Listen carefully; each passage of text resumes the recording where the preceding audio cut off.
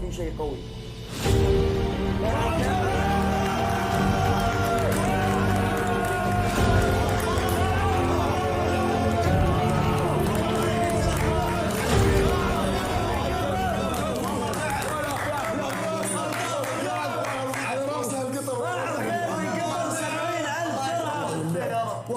asalaamu calaykum waraxmatullaahi wabarakaatu. soo dhawaada saaxiibada ku xiran channelkan. run ahaantii maanta aad baan u faraxsanahay maxaa yeelay Abu Falax Xasan Suleymaan hadba sida u taqaanaan ayaa ugu dambeyntii waxa uu soo gabagabowday in uu aruuriyo ku dhawaad lacag gaaraysa 11 milyan. الخير والإنسانية وندعو طبعا حضرتك الله يسلم وفريق عملك بالإضافة إلى المحسنين لمشاركتنا ميدانيا في عدد من الدول سواء كان في حملة الاجتياح حول العالم أو في حملات أخرى لمشاركتنا ميدانيا. hadafkiis marka hore wuxuu ahaa kaliya inuu aruuriyo 10 milyan balse waxa uu hirgashay in uu ka dhigo 11 milyan.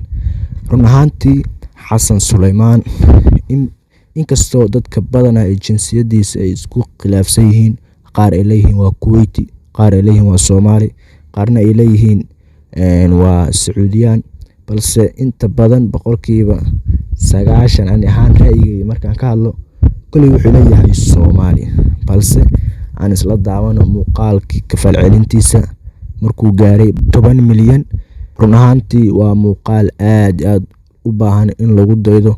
run ahaantii waxaan leeyahay youtuberada Soomaaliyeed caanka ah in ay xiliyada loo baahan yahay dadka ay dhibaataysan yihiin in ay ku daydaan. run ahaantii wax ku daysho mudan in 10 milyan lacag yar maaha. darad dhaweyd bishii Oktoobar wuxuu aruuriyay 1 milyan waa 24 saac gudaheeda.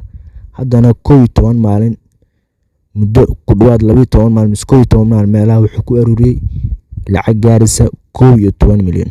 run ahaantii Abu Falax waxaan leenahay heerka aad gaartay waa heer run ahaantii dad muslimiinta oo dhan ay ku dayan karaan, maxaa yeelay haddaad Soomaali noqotidna wayba ka sii fiican tahay. run ahaantii Soomaali badan ayaa waxaad u noqonaysaa qof ay ku daydaan. run ahaantii adduunkana waadna bartay haddaaba Soomaali noqotid.